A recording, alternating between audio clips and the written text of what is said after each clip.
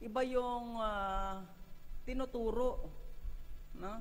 Iba yung tinuturo pagdating dito na nakakilala na tayo sa Panginoong Hesukristo. Iba yung tinuturo. Dati, pwede kang magbigay kahit magkano yung gusto mo. Ngayon, bakit may 10%? Meron tithing. Pero sa totoo lamang po, isa lang naman po yung ginagamit nating mga Biblia. Hindi lang naman nila tinuturo yun.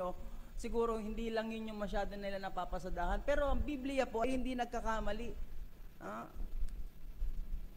Yung tithing na tinatawag, yun po yung sabi nga ni Pastor kanina, yun yung pinaka-least, yung pinakamaliit. Yun po yung panimula ng ating pagbibigay sa Panginoon. Ibinabalik pa lamang po natin kung ano yung para sa Kanya.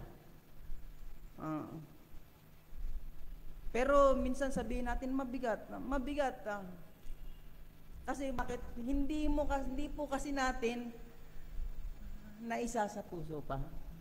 Maliban na yung Panginoon ang magpaintindi sa iyo na kailangan mong ibalik yung para sa Kanya, dun pa lamang po natin mauunawaan yung ibig sabihin ng tithing. Kasi sa totoo lamang po, kapag kinompute mo talaga, kapag ikaw po ay talagang nag-compute, sa atin kasi 1 plus 1 eh. 10 minus 1 equals 9. Pero kapag sa Diyos, iba yung kwenta ng Diyos eh. Kapag ang Diyos na yung nagkwenta, bakit yung 5 loaves and 2 fish, bakit naging nakapagpakain ng 5,000 tao? O hindi lang yung 5,000 eh. Hindi, sabi ng pag-aaral, mahigit po sila 20,000 kasi hindi pa kasama yung mga babae at saka yung mga bata. Kaya po, ang pananampalataya, kaya talagang ang Kristiyano ay naiiba. Kaya hindi po tayo kaparehas ng ibang pananampalataya. Dahil kaya nga po tayo tinawag na mananampalataya unang-una, dahil tayo ay living in faith. Nabubuhay po tayo sa pananampalataya at hindi po tayo nabubuhay sa ating sariling kaisipan lamang. Humahakbang po tayo, pero humahakbang po tayo doon sa ating pinapananampalatayanan. Sino po? Si Jesus Christ. Okay? Kasi po, sabi nga, kung nandun pa tayo sa ating dating pananampalataya, nakuha man natin ang lahat. Meron man tayo ng lahat. Hindi man tayo mag-tithes, wala tayong binibigay. O sabihin na natin, nagbibigay na tayo ng pinakamalaki na ating mabibigay, pero hindi po natin kilala ang Panginoong Hesukristo. Wala pang kwenta. Sabi nga, what shall it profit a man if he gain the whole world and lose his own soul? Wala pong mapoprofit, wala tayong mapapakinabang kahit meron tayong lahat ng yaman ng mundong ito, wala pong mapapakinabang yun.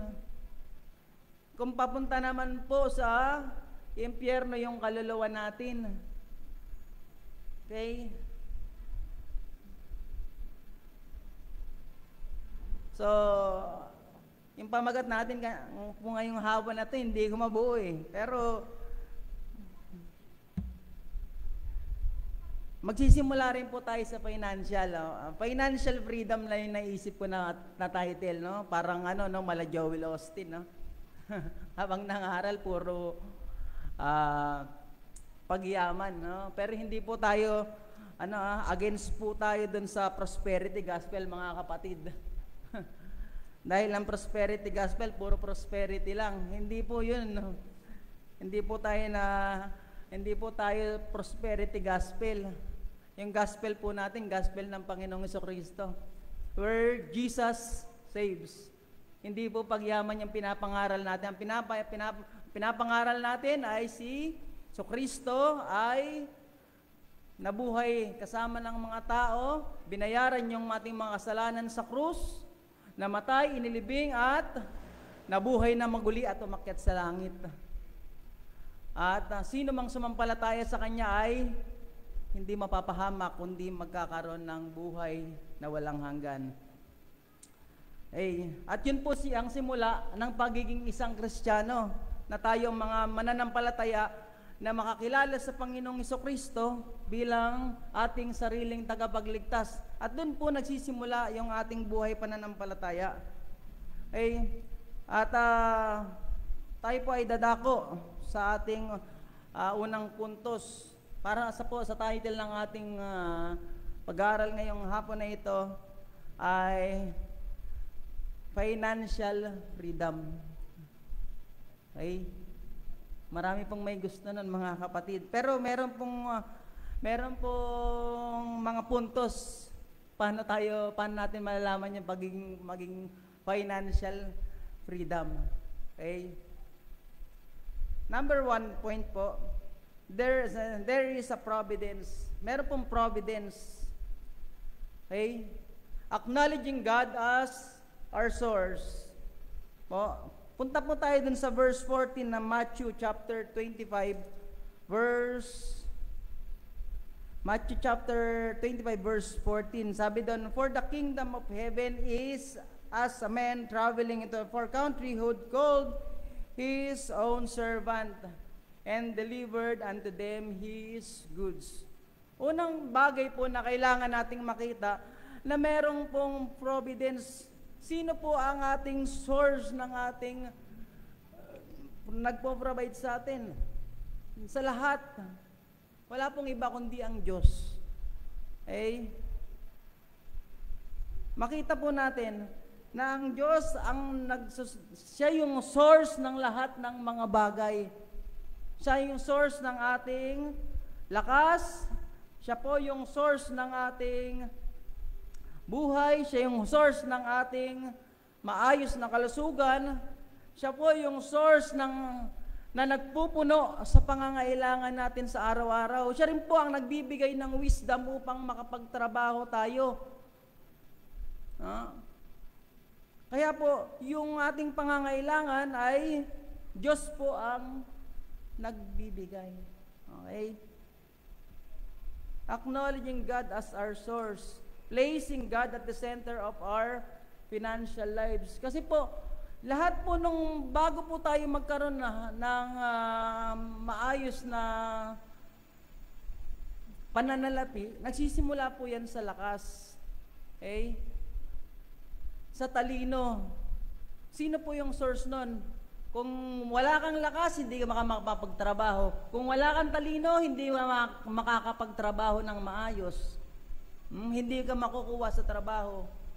Kung wala kang maayos na kalusugan, hindi ka rin makakapagtrabaho. Kaya po, makikita po natin, sa lahat ng bagay, ang Diyos ang source nun.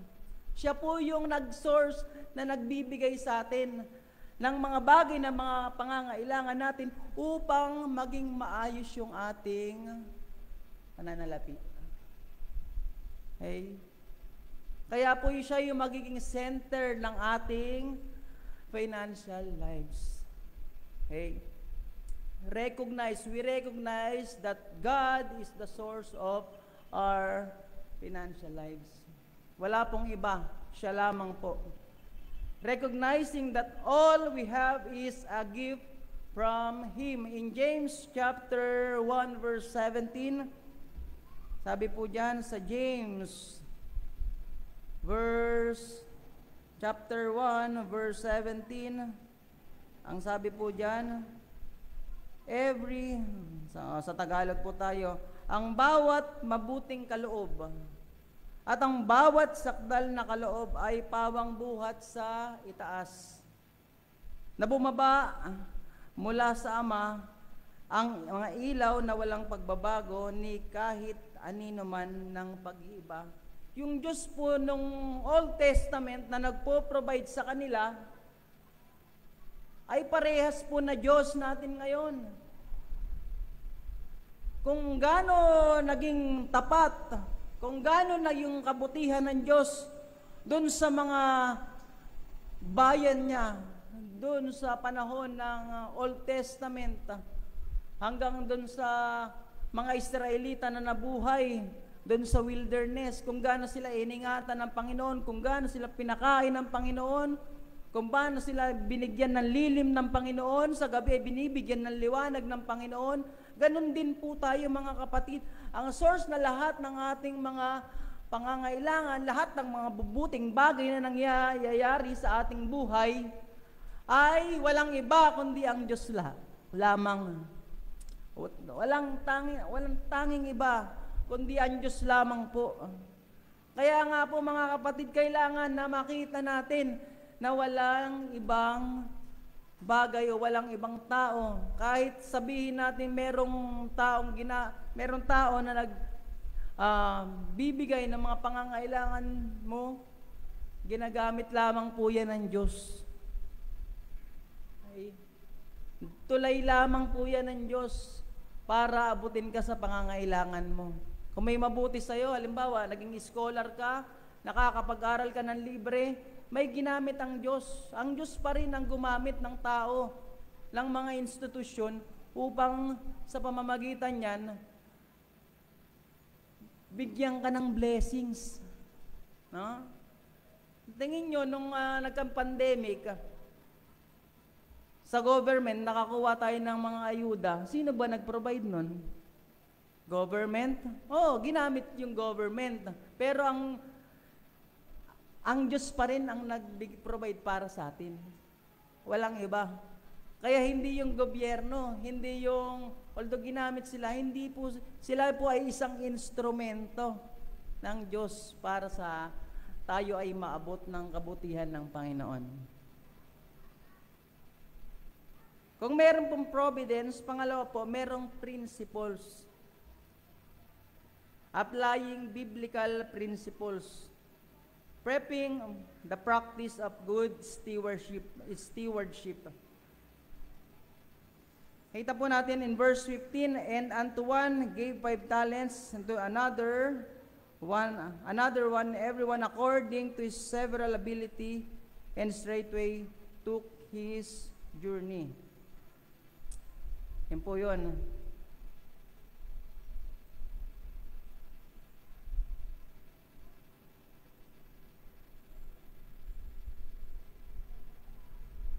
Principle, no?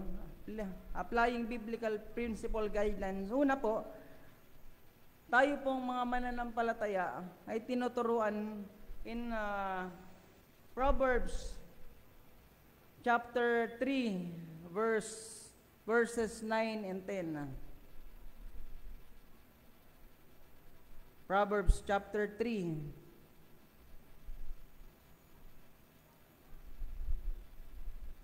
Tagalog po, parangalin mo ang Panginoon ng iyong tinatangkilik at ng mga unang bunga ng lahat mong ani. Sa gayoy mapupuno ang iyong mga kamalig ng sagana at ang iyong mga alisan ay aapawan ng bagong alak. Ito pong talata na ito mga kapatid, itinuturo po ito sa atin. Ito po hindi po ito yung tithing. First fruit po ito mga kapatid. Ito po ay isang principle din kung gaano tayo tinuturuan ng Panginoon. Ito po, buo po ito ha. Kapag sinabi pong first fruit, unang ani, sa Old Testament, ani. Kung ano yung unang ani nila para sa Panginoon. Bakit? Yung Panginoon rin yung nag-provide para sa kanila. Halimbawa, kung yung Panginoon hindi iningatan yung pananim nila, pineste yung pananim nila, di ba?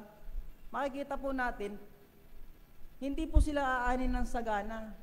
Hindi pagpapalain hanggang, kaya po makikita natin, yun po yung first fruit. Dahil nakita nila yung kabutihan ng Panginoon, yun yung itinuturo, yung first fruit. Kaya, and ito po ay applicable pa rin sa ating mga mananampalataya ngayon. Kung tayo ay may unang trabaho, sa lahat ng una, maaalala niyo po mga kapatid,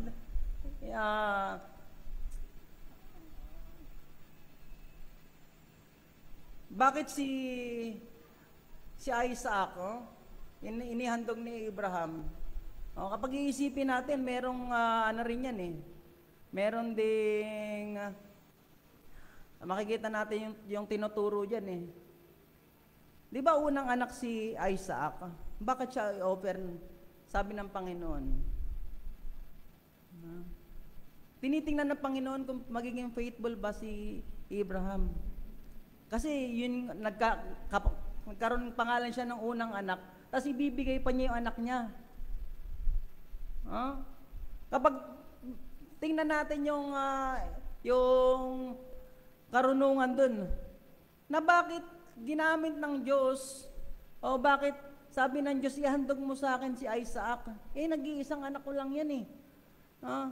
Pero, hindi man lang nag-isip si Abraham na, wag Panginoon, pwede bang iba na lang? Hindi. Inihain niya si Isaac eh. Pero yung Panginoon pa rin yung nag-provide. Nag-provide siya ng ram, sabi, na naipit yung sungay. At yun yung naging hain. Kasi po mga kapatid, gusto lamang po makita ng Panginoon kung tayo po ba ay magtatapat sa Kanya. Makikita natin yung karunungan eh. Kapag magbabasa tayo ng Biblia at suriin natin, makikita natin yung karunungan na gustong ituro sa atin ng Panginoon. Kung paano ba tayo tinuturuan ng Panginoon na maging tapat. At kung maging tapat tayo, yung Panginoon yung magsusupply. Amen?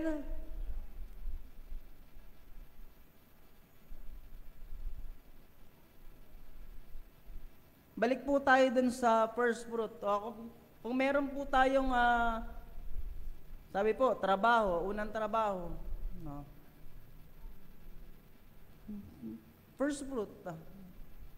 Tinuturo po yan, mga kapatid, totoo po yan. Alam niyo po ba bakit pinagpapala yung mga ibang mga simbahan, ibang mga gawain na malalaking gawain?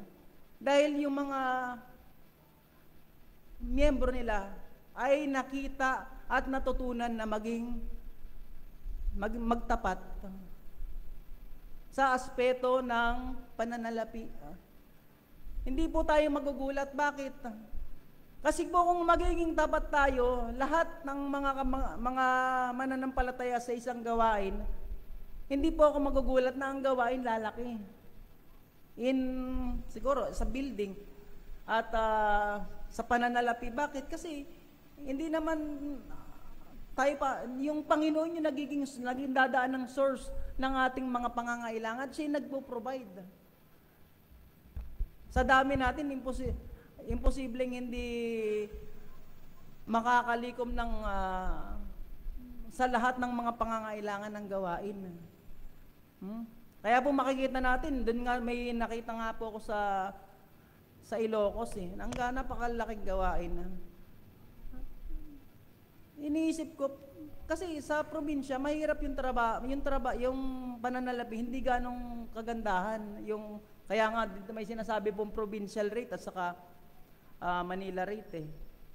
Bukod doon, kung ang tao doon, mga professional, malalaki yung sahod. Pero kapag inisip po natin yung provincial rate, ang light po, parang 3/4 lang yung sahod dito sa Maynila. O minsan wala pa. Pero ang tinitingnan na po natin, bakit doon sa lugar na yon, ang ganda ng gawain nila, merong bagay na isang bagay na nakita ng mga mananampalataya doon na maging tapat sila sa kanilang finances, sa kanilang pagbabalik sa Panginoon.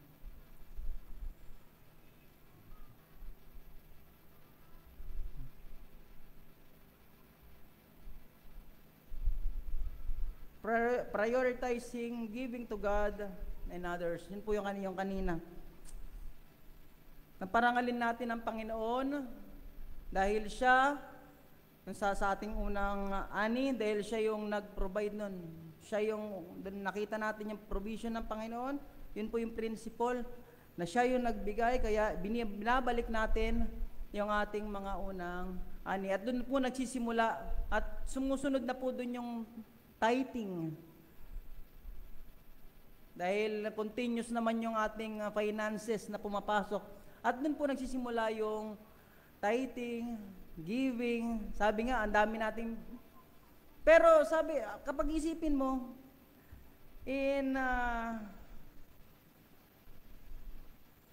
wala yung talata ako kanina. Sabi po din, yung mas mapalad yung nagbibigay kaysa sa tumatanggap. Okay? Alam mo niyo po bakit, mga kapatid? Kung bakit tayo nakapagbibigay? Kasi sinusupply ng Panginoon yung ating mga pangangailangan. Hindi naman tayo makakapagbigay kung hindi sinusupply. Yun po yung kagandahan. Kasi sabi doon, mas mabuting magbigay kaysa binibigyan. Kaya nga si Manny Pacquiao, bigay ng bigay eh. Yun yung dating joke eh. Diba? Kaya ayaw niya magpabugbog eh. Kaya siya bigay ng bigay. Sa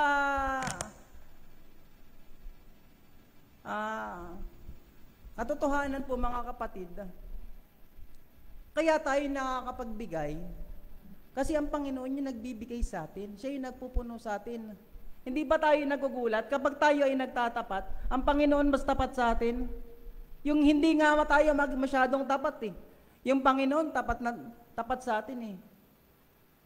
Minsan, lumalayo tayo. Pero ang Panginoon parang kung gaano ka lumalayo, gusto mong lumayo, nandun yung parang merong goma na humahatak rin sa'yo pabalik.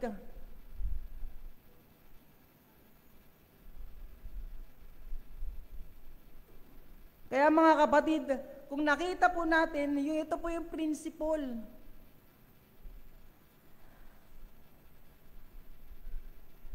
Na kailangan nating maging magtapat sa Panginoon. Give first. Marami pong halimbawa eh. Kasi kapag bibigyan tayo ng Panginoon ng halimbawa, hindi mauubusan yung Panginoon eh. Sino nagbigay ng buhay niya sa krus? Ang Panginoon. Diba? Para magkaroon tayo ng buhay na walang hanggan. Isang halimbawa rin po yan, mga kapatid. Kung hindi po natin nakita yung pagbibigay ng Panginoong Jesucristo, wala tayong buhay na walang hanggan. O kahit yung lahat ng finances mo meron ka, walang kwenta. Pero nung nakita mo na binigyan ka ng Panginoon, siya'y namatay para magkaroon ka ng buhay na walang hanggan, yun po yung magiging yung motivation para maging tapat. Hindi po ba sapat yung pagbibigay sa iyo ng Panginoong Jesucristo ng buhay na walang hanggan para hindi tayo maging tapat?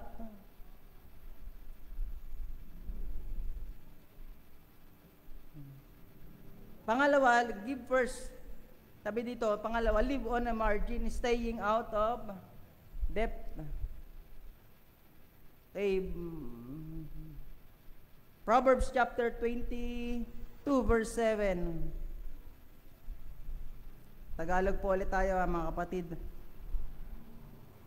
Sabi diyan, ang mayayaman ay magpupuno sa duka at ang manghihiram ay alipin ng nagpapahiram mo. Isang talata lang po yan. Pero sa reality po, mga kapatid, alam niyo po, kapag lahat naman tayo dumadaan sa estado na yan, na nandun na tayo ay nangungutang. No? Pero, wag po tayong sabi dyan, yun. Kasi minsan, yan yung yan yung dahil gusto mo, depende na lang kung kailangan mo talaga. Minsan, kaso nga lang minsan, dahil hindi mo naman talaga kailangan, ginusto mo lang. Kaya ka nagkakautang. Depende na lang kung talagang nagka-problema yung hanap buhay mo. No, na talagang sa pangangailangan mo sa pang-araw-araw. Siguro doon hindi tayo magkakaroon ng problema. Dahil lahat naman tayo dumadaan sa panahon na ganyan. Na minsan, dati na yung mga pangangailangan natin ay hindi matustusan ng ating dahil sa kawalan ng trabaho. Pero nung nagkaroon tayo ng naging maayos yung ating finances, pero meron pa rin tayong utang, meron problema. Bakit? Siguro meron tayong pinaprioritize na hindi kailangan. Yung luho na tinatawag. Kaya po nagkakaproblema yung ating giving minsan kasi meron tayong prioritize na ibang bagay. Kaya po kailangan maging balanse po mga kapatid. Baka minsan dahil sa mga bagay na hindi naman importante. Kaya nga kami nung asawa ko hindi talaga kami kumakain sa mga although sabi ng iba, ng mga kasama ko dati, lumabas-labas naman kayo. Pero hindi namin talaga nakasanayan yan Mga branded, dati nung binata pa, pero nung hindi, may narinig nga akong isang sa isang milyonaryo na nadaan lang mga kapatid hindi po ako sabi niyan, magsuot ka ng branded na damit na nagkakahalaga ng 10,000, magsuot ka ng damit na worth hundreds, parehas lang naman nakadamit ka. Magsuot ka ng relo na worth millions, magsuot ka ng relo na worth hundreds o thousands, parehas din naman ng oras, wala namang pagkakaiba yun. Ano po yung point mga kapatid? Dahil gusto mo ng luho, ginagawa mo, pinoprovide mo. Ang problema, minsan, kung hindi ka nakahanda doon sa gastos na yun, diba, magkakaroon ka ng problema. Kuha niyo po, hindi masama kung kaya, pero mas maganda kung alam mong kaya mo at nagumastos sa mga bagay na yon, siguro dahil gusto mo. Pero kung kaya mo naman, bakit hindi tayo mag-isip ng mag-isip tayo ng bagay na makalangit? Kung kaya natin gumastos ng medyo mahal, bakit hindi natin pwedeng mag-support ng mas mataas sa mga missionary? Tama? Maraming mga missionary na lumalabas kasi kung nakawin sila ng kaluluwa sa ibang bansa, kasama tayo, magiging party tayo kung tayo ay kabahagi na nagbibigay, sumusuport sa kanila na mas malaki, mas may encourage sila na sila ay patuloy na mangaral, lumabas dahil merong mga kapatiran, merong mga Kristiyano na willing na mag-support. Although sila ay nakakapit sa Diyos, pero iba pa rin yung alam nila meron silang mga kakapit o meron silang mga pag-partner sa kanila na mga Kristiyano, na mga churches, na mga mananampalataya, na mga faithful na handang sumuporta sa kanila saan man silang mga bansa na pumunta.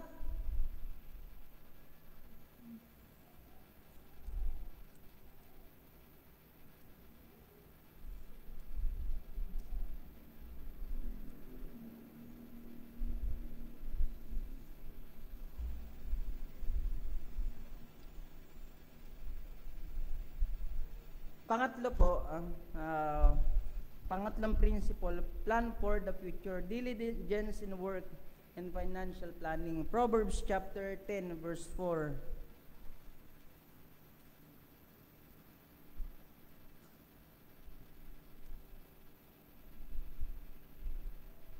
Siya'y nagiging duka na gumagawa ng kamay na walang kasipagan, ngunit mayaman ang kamay ng masipag.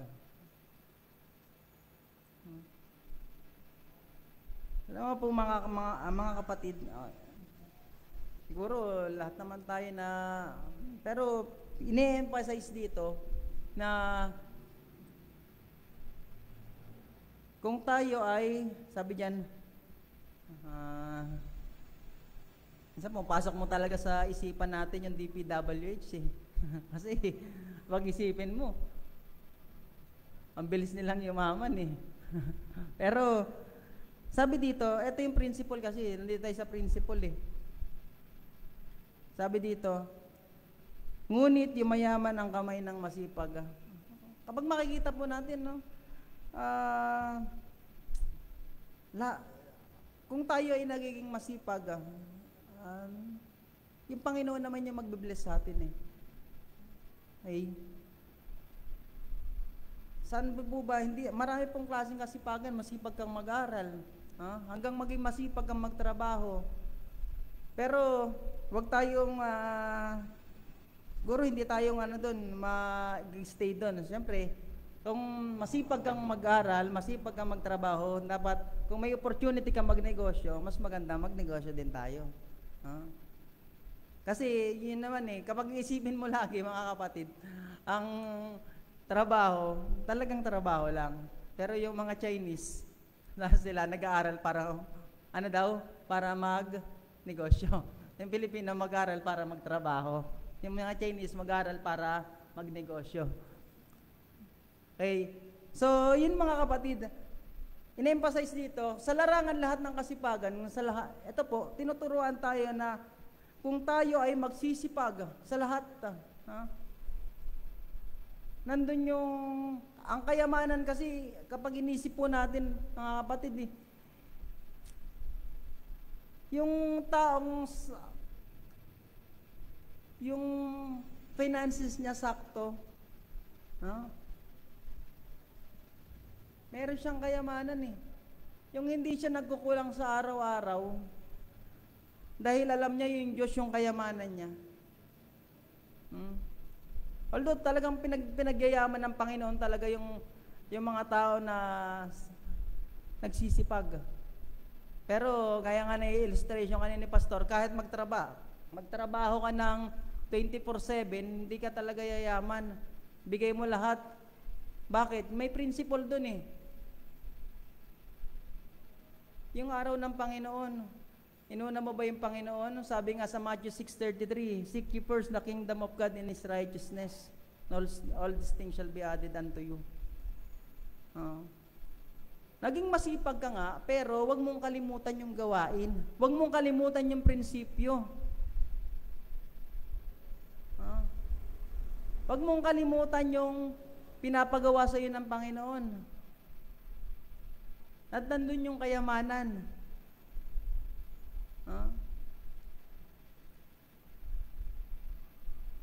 Lalong-lalo na kapag maisip mo, kapag nawala ako sa mundong ito, ay may naghihintay pala sa aking langit, nandun pala yung tunay na kayamanan.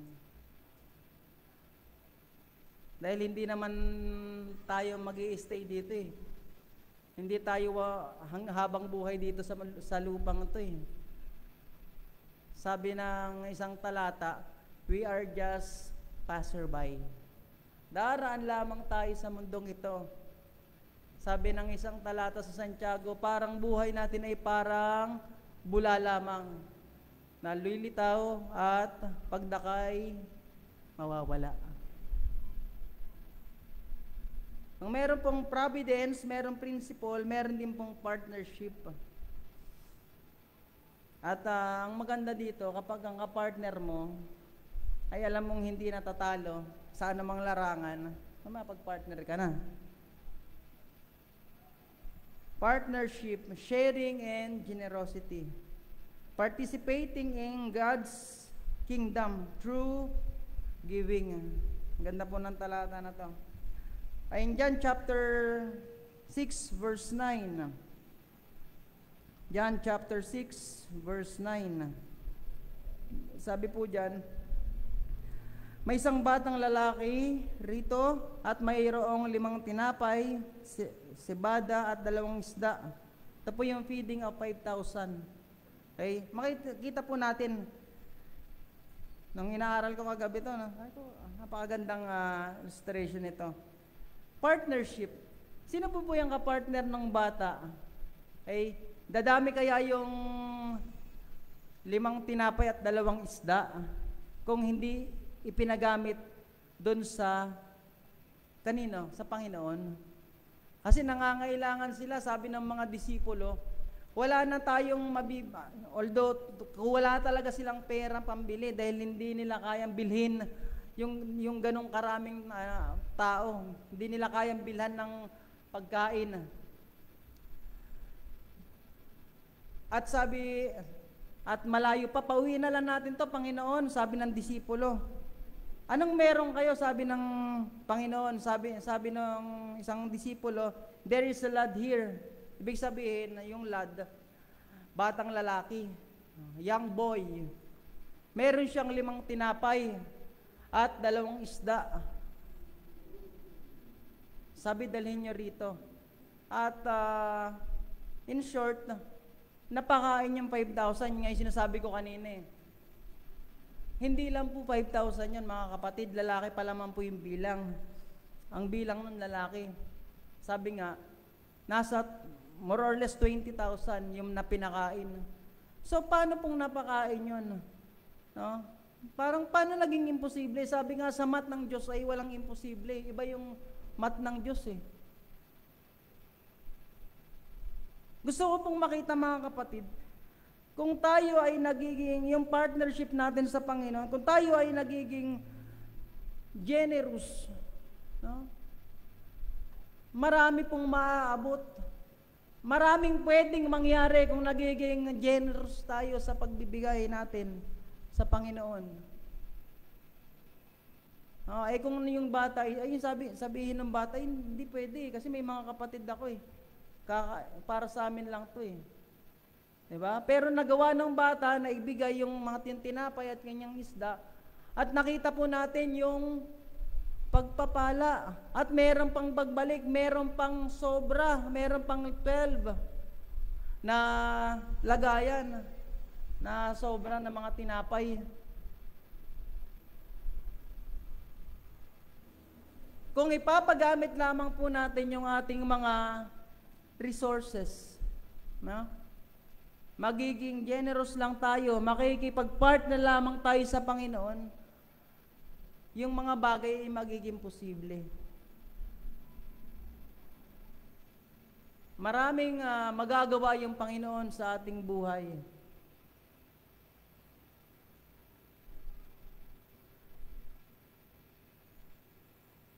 Sabi, being generous and a blessing to others. In 2 Corinthians chapter 8,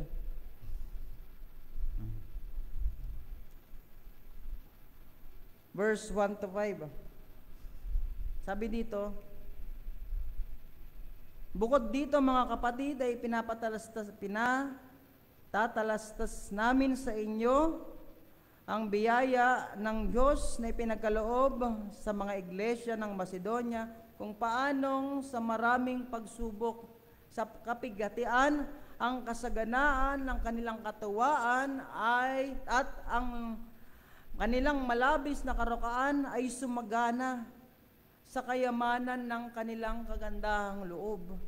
Sapagkat ayon sa kanilang kaya ay nagpapatotoo ako ng higit pa sa kanilang kaya ay nagsaiabuloy sila sa kanilang sariling kalooban.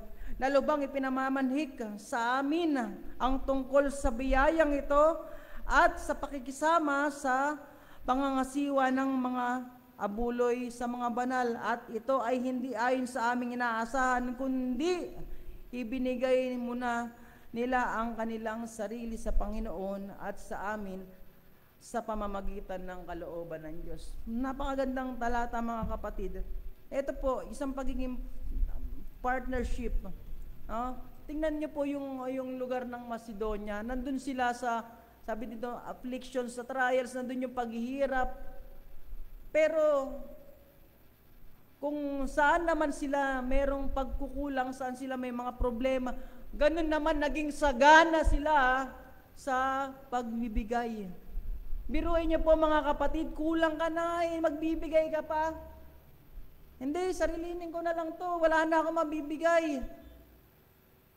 Pero hindi po, sa Macedonia, nagbigay pa sila. Mas sabi doon, mas higit. Biruin niyo po. Bakit? Kasi sabi dito, ang ganda ng sa huling verse, sabi dito, sabi, at ito ay hindi ayon sa aming inaasahan, kundi ibinigay muna nila yung kanilang sarili. Kasi po, mga kapatid, kung atin munang ibibigay yung ating mga sarili, makita natin na yung Diyos yung nagiging bibigay ng lahat sa atin. At ibibigay natin yung ating sarili sa Kanya. Makikita po natin, no, na hindi na natin, sabi nga kung ibinigay mo yung sarili, hindi mo na ibigay yung iyong finances. Kasi ikaw nga, naging willing kang ibigay yung sarili.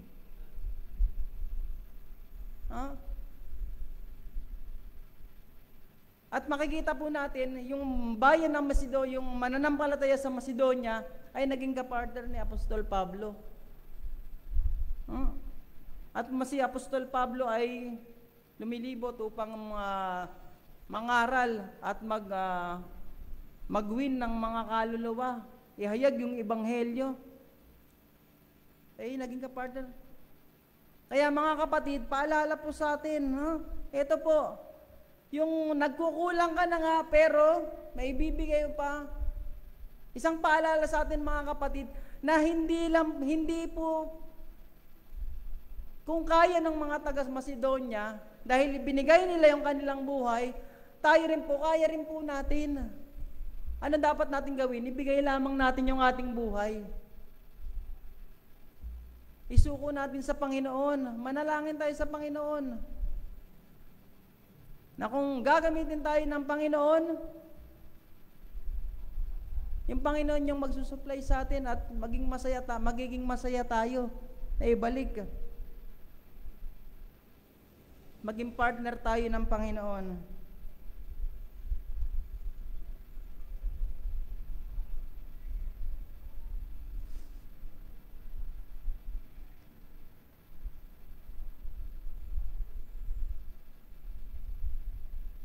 Sabi dito sa 2 Corinthians 9:8, at maaring gawin ng Diyos na ang lahat ng biyaya ay magsisagana sa inyo upang kayo ay na mayroong laging buong kaya sa lahat ay magsipagsagana sa bawat mabubuting gawa.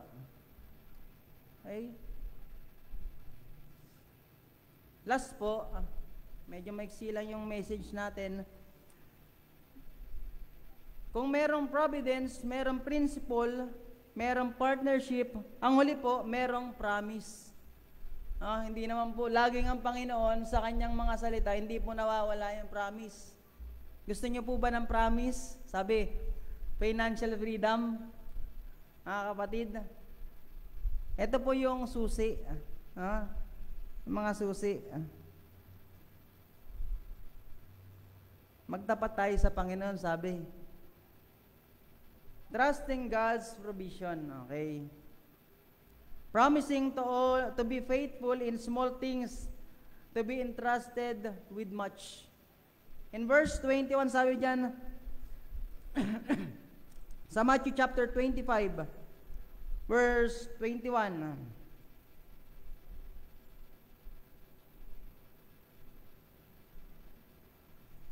Sabi po dito, sinabi sa kanyang Panginoon, mabuting gawa, mabuti at tapat na alipin. Nagtapat ka sa kakaunting bagay, pamamahalain kita sa maraming bagay. Pumasok ka sa kagalakan ng iyong Panginoon. Hindi po ba napakaganda? Yan po yung promise ng Panginoon. Kung tayo ay magtatapat sa Panginoon, merong pangako. Gusto niyo po bang marinig yan? Sasabihin sa iyo ng Panginoon, sabi, nagtapat ka sa kaunting bagay. Sabi niya, pamamahalain kita sa maraming bagay, pumasok ka sa kagalakan ng iyong Panginoon. Amen?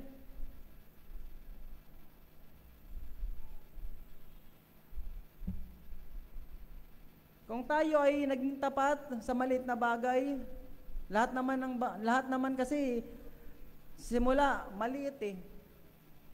Hanggang sa nung una tayo nagkatrabaho, medyo yung mga sahod natin, muna, nag-aaral tayo. Kung tayo ay mga nag-aaral pa, nandun pa lang yung mga baon-baon, nagtapat ka na, hanggang sa nagkatrabaho ka na, mas lumaki na yung ipagtatapat mo sa Panginoon. Kuha niyo po, kung naging tapat tayo dun sa mga bagay na yun, sabi, mas magtapat ang Panginoon. At ang maganda doon, sabi doon, pumasok ka sa kagalakan ng iyong Panginoon. May kasiyahan, may katuwaan kung ang Diyos ay nagagalak sa atin. Hindi ba napakagandang bagay nun, mga kapatid? Na yung Diyos, nakita kang matapat, nagtatapat sa mga bagay, ay mas lalo siyang matapat kaysa sa atin. God's promise to meet all our needs, promise glorious riches. Health, strength, wisdom, finances. Philippians chapter 4:19. Philippians 4:19.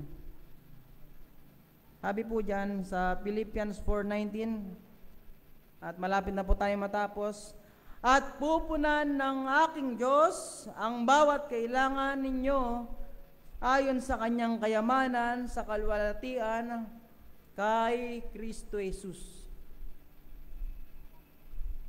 Ano man daw yung pangangailangan natin, ang Diyos ang magpupuno.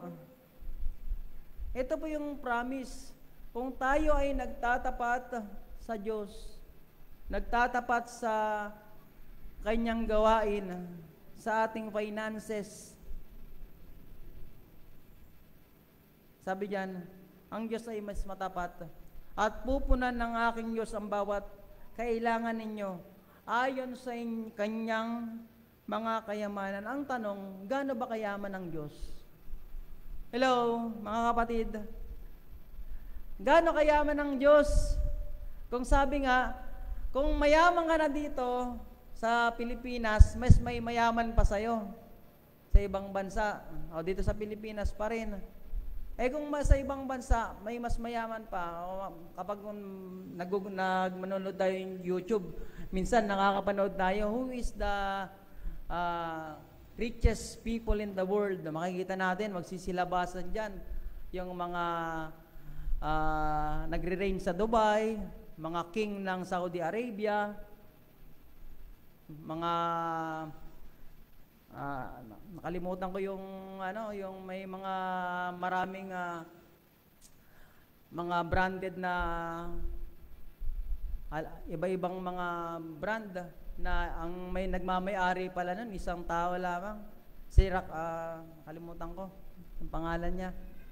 Isang pamilya rin sila na ang kanilang net ay trillion, hindi lang billions, trillion dollars.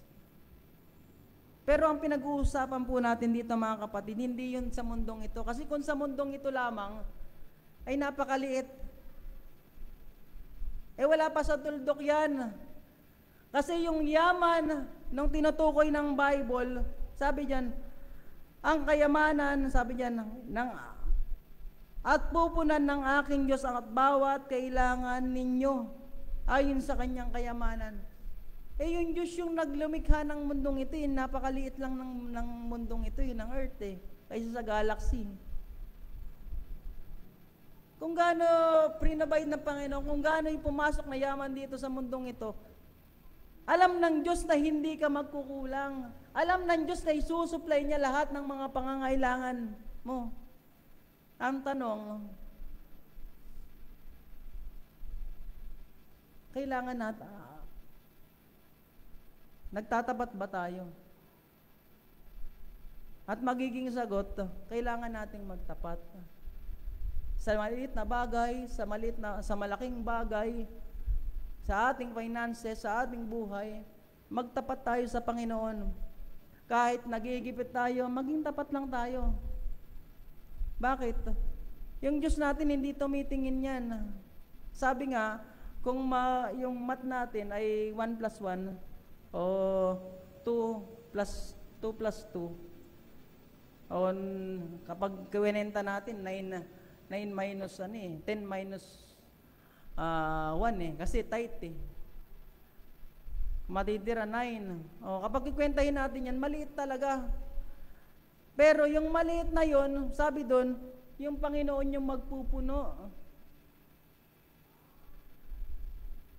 Kaya ano man yung meron tayo mga kapatid, maging faithful tayo dahil sabi ng Bible, yung kayamanan ng Diyos, yun yung magpupuno sa lahat nating mga pangangailangan ayon sa kanyang kayamanan sa kalaltian ng ating Panginoong Hesus.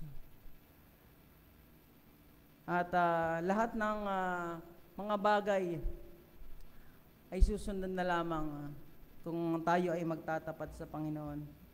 Okay? Sabi po doon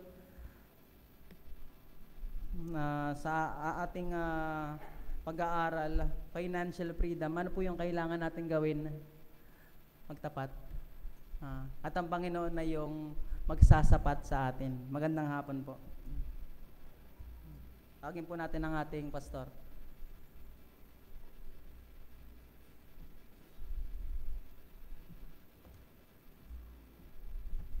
Tayo pong lahat ay tumayo at tayo po'y magwakas sa panalangin. Ama naming Diyos, makapangyarihan sa lahat. Salamat po sa paalala ng inyong banal na salita at sa inyong lingkod na ginamit sa oras na ito. At wala kayong bagay na anumang hihingin o kukunin sa amin na hindi nyo rin naman naibigay na. Salamat po sa pagpo-provide ng aming pangangailangan. Salamat po sa patuloy na paggamit sa buhay, sa talento, sa kakayanan, maging sa kayamanan ng bawat isa. Dalangin po namin na kami po ay patuloy na magtiwala, magtapat sa inyo. Tuloy nyo pong kausapin ang bawat isa, especially yung mga nagsisimula pa lamang o yung mga natatakot o nagdududa pagdating sa inyong prinsipyo ng pagbibigay. Sama-sama nyo po kaming pagpalain pa para sa ikalalawak at ikatatagumpay ng inyong gawain na kung saan kami po ay inilagay ninyo.